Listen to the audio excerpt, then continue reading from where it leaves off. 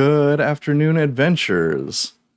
I am here today to tell y'all about a cool thing in the new version of the rules 2024 that paladins can do, and anyone multiclassed with paladin, and anyone with the shadow touched feat, technically, because you can take Wrathful Smite with that. The Smite spells, the whole family of those, now including Divine Smite, but also the other ones. These spells now apply their effects when we hit a creature with a melee weapon or with an unarmed strike. Now that doesn't specify that it has to be a melee attack with a melee weapon, if that makes sense. So it does apply if we throw something like a javelin or a dagger, hand axe, light hammer, trident, spear, whatever. If we throw a melee weapon, it's still a melee weapon. So we can apply Divine Smite, Wrathful Smite, Searing Smite, all of them, which I think is pretty cool. Throwing weapons and unarmed strikes both got a lot of love in the 2024 version of the rules. There are plenty of things that work with both of those things that didn't used to, and I just really like that because I love the aesthetics of both those things. This video, though, is about throwing weapons. I think I'll make a different one about unarmed strikes in a bit, so stay tuned for that. For the record, the Smite spells I'm referring to include Divine Smite, Banishing Smite, Blinding Smite, Searing Smite, Shining Smite, Staggering Smite, Thunder Smite, and Wrathful Smite. Wrathful Smite is the one that can be taken by the Shadow Touched feat, as it is a Necromancy spell, and used by anybody. Especially useful if you have your own spell slots, but can be taken nonetheless on a martial. All of them have the same wording now. There used to be a couple that worked on ranged weapons and thrown weapons, and the others worked based on a melee weapon attack. That is no longer the case. They all have the same wording now. Casting time is a bonus action, which you take when you hit a creature with a melee weapon or an unarmed strike. Across the board. Now, for the record, there are other spells that can add to the damage and overall effectiveness of a thrown weapon, those being things like Crusader's Mantle and Divine Favor, adding a d4 of radiant damage. Enlarge Reduce, adding a d4 of whatever the weapon's damage type is. Ensnaring Strike, doing its whole thing. That whole spell works with a thrown weapon. Hex and Hunter's Mark work with any kind of attack roll, including thrown weapons. Including spells now, which Hunter's Mark didn't used to do, which is neat. Lightning Arrow now works with any ranged weapon attack, including thrown weapons, as well as attacks that involve firing a piece of ammunition from a bow, a crossbow, a sling. Technically a dart applies, that's still a thrown weapon. Or even a firearm, if your game includes those. Curiously, Hail of Thorns has been left out, as that spell now only works with ranged weapons. That one actually used to work with thrown weapons back in the 2014 version of the rules, and does not anymore. I'm not sure why they changed that, but that's how it is. Let's get into the class features and other features that apply to our thrown weapon damage. Goliaths can add damage to any kind of attack roll with their Fire's Burn, Frost's Chill, and Hill's Tumble effects, meaning on top of these other spells and features, we can also slow a creature down and deal an extra d6 of cold damage if we want to, or knock them prone without a saving throw, a handful of times per day. Pact of the Blade I'm going to cycle back to a little bit later, but you can use a bonus action to summon a weapon and then your action to throw it. It's a little costly action economy-wise, but it is an option. Soul Knife Rogues can spawn their Soul Knives for free, and can even throw one as a bonus action after using their action to throw one, for a little bit less damage. And those knives can trigger their sneak attack, so this whole subclass is pretty much built on making thrown weapon attacks, although you can just stab with the knives as well. Of course, sneak attack and cunning strikes apply to thrown weapons as well, as long as they have the finesse property. The Paladin's Radiant Strikes feature applies to melee weapons regardless whether they're thrown or not, and also they are the ones who have all the smite spells like I was talking about earlier, obviously. Also want to give a quick shout out to the Oath of Glory's Glorious Defense feature, the special attack of which can be done with a thrown weapon. Monks have martial arts, which allow them to use most of these weapons with dexterity, not tridents, unfortunately, and can even bump up their damage die to a d6, and then eventually a d8, d10, and d12 at higher levels. And speaking of tridents, an aside real quick, they do require strength to use, and they don't have the light properties, so martial arts doesn't work with them, but they are the highest damage throwing weapon with a D8. They're the only throwing weapon that has a D8 damage die. Fighters get a number of features that work with thrown weapons, like the Psionic Strike feature for the Psi Warrior, or Psi Knight, which only works within 30 feet, but does apply regardless of the type of weapon being used.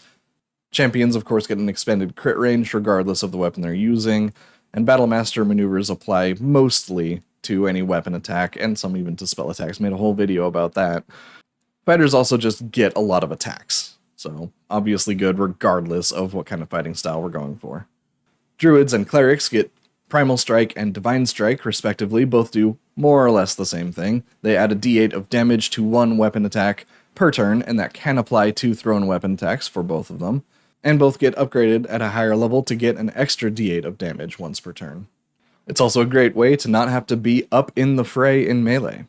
Valor Bards get their cool extra attack where they can mix in a cantrip. That cantrip could be True Strike if they want to also make a thrown weapon attack with that cantrip. And at high levels, they get War Magic to make an extra attack as a bonus action, which can, of course, be used to throw one more weapon. Eldritch Knights also get their own version of these tricks, and Blade Singers, as of Tasha's Cauldron of Everything, also get the same sort of extra attack shenanigans, though they don't get the War Magic part. Barbarians are very thrown weapon friendly now, given that their Rage Damage bonus, Reckless Attack, Brutal Strikes, Frenzy, and even Divine Fury from their subclasses apply to any weapon attack now using strength. Technically, any attack using strength. So if anyone figures out a way to cast spells using strength, technically those things do apply. Of course, there's a whole subclass built around throwing weapons. The Path of the Giants Barbarian from Bigby Presents Glory of the Giants. It is a whole subclass that just loves throwing stuff, gets extra damage, can throw weapons that don't normally have the thrown weapon property. You can just huck a greatsword at people with extra d6s of, I don't know, lightning damage. It's great. Anyway, the point is Barbarians are primo weapon throwers now. Artificers get some cool infusions that they can use to make non-magical items magical, and one of those is the Returning Weapon infusion, which allows a weapon that has the thrown property to get a +1 bonus to attack and damage rolls, and also allows it to come back to the wielder's hand after they throw it, after it hits or misses. This is cool by itself, but it also opens up some other possibilities, though multiclassing with intelligence and, say, a ranger's wisdom and dexterity might spread people a little thin, but it's stuff you can do. The Horde Breaker and Sudden Strikes from Hunter and Gloomstalker, respectively, work with thrown weapons, but have to be done with the same weapon. So we're going to have to get that weapon back. Returning Weapon does that for us. The Devotion Paladin's Sacred Weapon, Channel Divinity, adds a whole bunch to their attack bonus with a weapon, adding their Charisma modifier to their attack rolls. So that's wonderful, but again, it only works with one specific weapon. If that weapon returns to us, all the better. And Pact of the Blade works way better with a returning weapon. We can bond to it because it's a magic weapon, and it comes back to our hand, so we don't have to keep spending our bonus action, spawning a new one, or recalling the one we threw. Which means we can use the full breadth of Pact of the Blades, Thirsting Blade, and Devouring Blade, invocations to make multiple attacks, and we don't have to spend our bonus action to recall it every turn. Now, we don't necessarily have to be an Artificer for this. There are some magic items that come back to our hands when thrown, like famously the Dwarven Thrower, and now the Elven Thrower as well, which is a spear. Feel free to point them out in the comments if I'm missing any. I'm sure I am. I think there are one or two more at least that do come back. The Hammer of Thunderbolts, I believe, does now. It didn't used to. It should have, but it didn't. Now it does in 2024. But guess what? There are even more things we can do to increase our character's throwing ability. There are several feats. Let's dive into that. The bonus action attack from Polearm Master can be done with a spear that we've thrown, although we do have to retrieve the weapon. Again, this works best with a returning weapon, and the bonus action attack has to be a melee attack, so we do have to get into melee anyway, so throwing the weapon might not be that pertinent to begin with. But it is an option, and it does open up that reaction attack if something runs up to us. Poisons can be delivered via thrown weapons, which makes Poisoner just a little bit more attractive as a feat. Not saying it's great, but it is an option. Do note that if we miss with that attack, if we're not using a returning weapon, that poison is kind of wasted unless we can go and pick up the weapon and throw it again, which is an option. I don't really see people doing that a lot during fights, but it is a thing that you can do. The item is there. The Piercer, Slasher, and Bludgeoner feats, of course, apply as appropriate to the weapons we're using. The Light Hammer is the only bludgeoning thrown weapon, but it does work with the Crusher feat, allowing us to move things around the battlefield. And it should be noted that Sharpshooter's first feature works with thrown weapons, that allowing us to ignore 1/2 and 3/4 cover. That works with a ranged weapon attack, regardless of whether the weapon is a ranged weapon or a thrown weapon. The other 2 bullet points for attacking at long range without disadvantage and attacking from within 5 feet of an enemy creature without disadvantage only apply to ranged weapons very specifically. So, unfortunately, most of this feat is pretty useless for a thrown weapon build. Unless you end up dealing with cover a lot, then it might be useful. Not necessarily high on my recommended list. And we also have to talk about the dual wielder feat, but let me back up for just 1 second, because I haven't actually talked about how throwing weapons works now, and the weapons that we can use to throw. So let's chat about that for just 1 second, and we'll circle back to dual wielder. Throwing weapons is now easier than it's ever been in the game, because we can draw the weapon as part of the attack we use to throw it. That is way smoother than it used to be. We had to futz with drawing a weapon with our free object interaction every turn, and then throwing it, and then, well, now we don't have an object interaction to use anymore, so we can't draw another one. That's all gone. That is all gone. We can now just draw a weapon, throw it. Draw a weapon, throw it. It's great. That also means that we can do things like throwing 4 daggers in a turn. If we have extra attack, we can throw one, throw another, use the Nick Weapon Mastery to throw a third, and a bonus action with Dual Wielder to throw another. Now that only works with daggers and light hammers, as they are the only ones with the Nick property, but we can also throw several other weapons. Hand axes, famously, are throwable. Javelins and spears are built for it. Javelins have the longest range at 30 and 120 foot long range, where every other throwing weapon has a range of 20 and then a long range of 60. So that is a significant range increase. Tridents, like I said earlier, are the highest damage with a D8. The 2 Nick weapons, daggers and light hammers, have a D4 for damage. The rest have a D6. They're all pretty close to each other. Like, the difference between a D6 and a D4 is actually very small. Same with the difference between a D6 and a D8. So if you don't feel like using a trident, you certainly don't need to feel any pressure to do so just for that bigger damage die. In fact, if you're going to go for a strength thrown weapon, I would actually recommend javelins just because of the longer range, or light hammers because of the Nick property, of course. If you want to use dexterity, you're going to need to use daggers, as they are the only finesse thrown weapons, for some reason. The Nick property works in some interesting ways with thrown weapons specifically, because of the way drawing and throwing the weapons works, leaving our hands free after the attack. We can technically throw 2 daggers, one with the action, one with the Nick property, or a third dagger if we have extra attack, with just one hand, which seems a little weird to me. The whole thing with light weapons and the Nick property is dual wielding, that's the aesthetic, but it is a thing we can do by raw. I don't necessarily love it, it does kind of kill that flavor a little bit, but it has its own flavor as well. Being able to rapidly huck knives across the room is its own flavorful sort of character concept. So I'm not mad about it. I'm just disappointed. That does mean that a weapon thrower could have a shield in one hand, or another unrelated weapon, a spellcasting focus, really any item. And in fact, with the dual wielder feat, see I said we were going to circle back to that, we can throw a non-light weapon with the bonus action attack if we want to. So we could, for example, with extra attack, huck a javelin, throw a dagger, because of the Nick property, throw a second dagger, and then bonus action, throw another javelin, if we want a little extra damage. It's Honestly, probably not worth worrying about most of the time. Like I said earlier, the damage isn't that different, but it is a thing that we can do.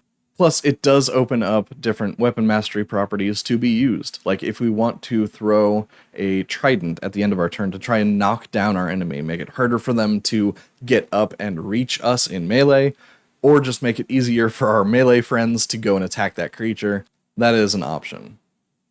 Alright, I feel like I've been talking about the mechanics of stuff that we can add and how throwing weapons works for a while now.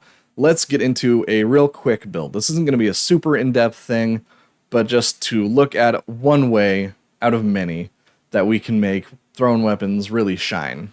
And you'll see what I mean by that in a minute. So we are going to start with a level of paladin.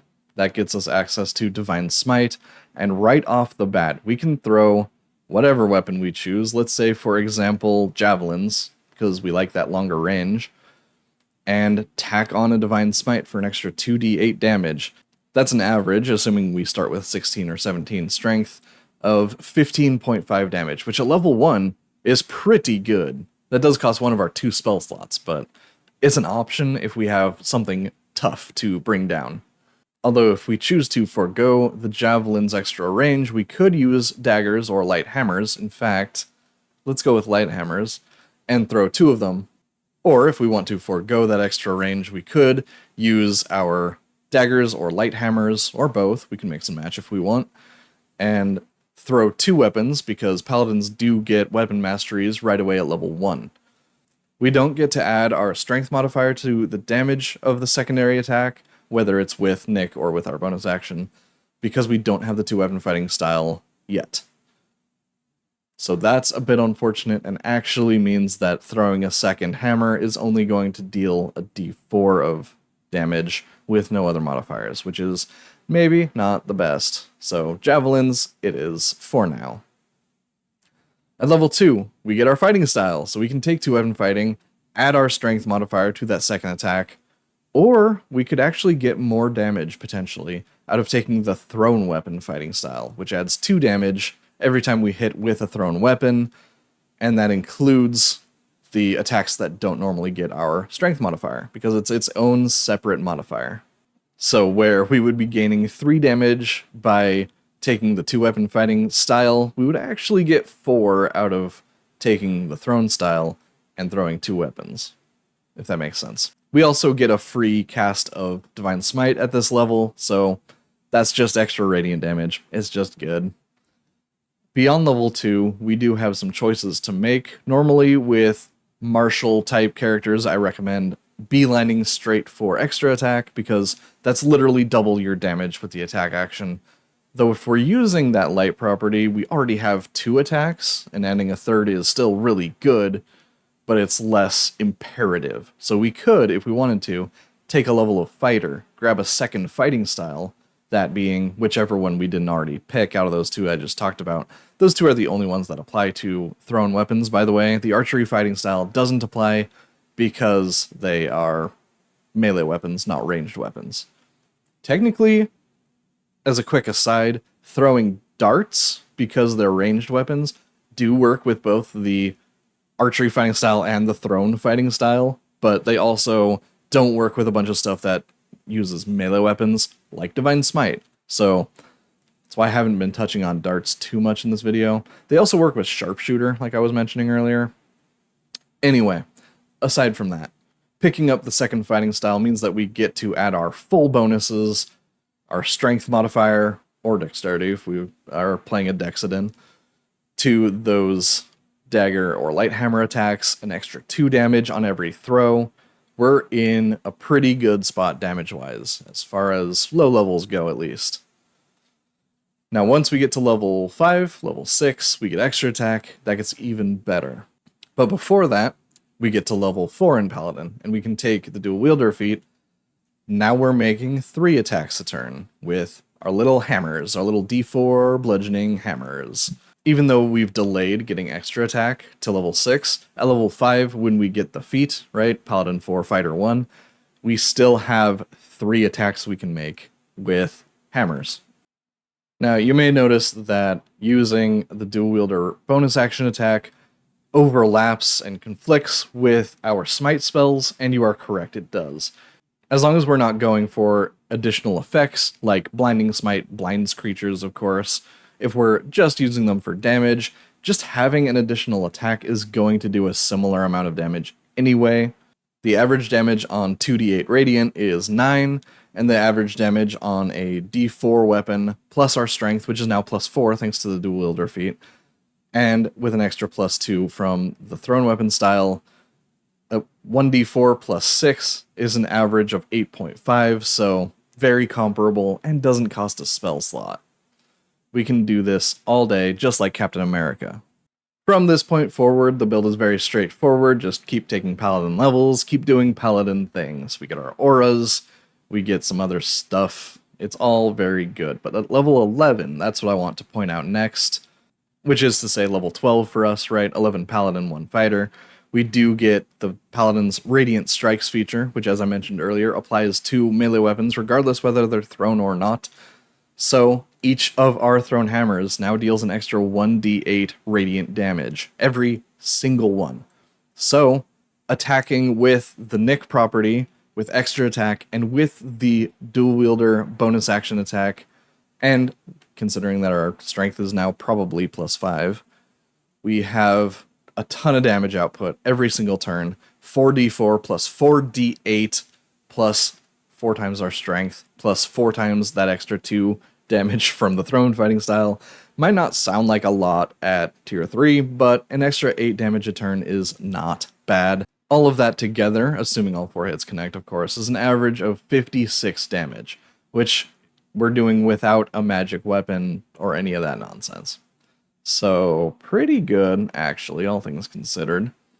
That also doesn't cost any spell slots or anything. If we want to upcast a Divine Smite or any other smite, we can get more damage out of that than just throwing one weapon. Each of our attacks is essentially 14 damage on average, so as long as we have more than 3d8 coming out of our Divine Smites, we can get more damage out of those. And of course, if we crit with one of our action attacks, throwing a Divine Smite on there is still going to be a better idea than just making an extra attack with the hammer. And it can also do things like blind, banish our foes, make them not invisible anymore, things like that. Still plenty of use for those spells, don't get me wrong.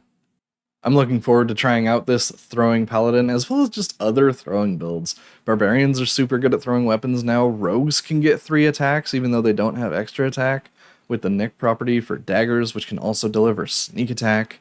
It's all in a really good spot now. The ball is rolling up. And astute viewers may have noticed that I picked light hammers for my paladin throwing weapon build. That's right, it was secretly a Diablo 2 build all along. Always has been. Anyway, that's about all I wanted to say. If you got to the end of the video, thank you for watching this far. If you didn't, thank you anyway, though you're not seeing this. If you've played a throwing weapon-centric character, let me know in the comments. I like to hear your stories. Please remember to like, comment, subscribe, and inflict large amounts of puncture wounds by throwing tridents at your enemies. Remember that D&D is for everybody, and be excellent to each other, and enjoy adventuring in 2025.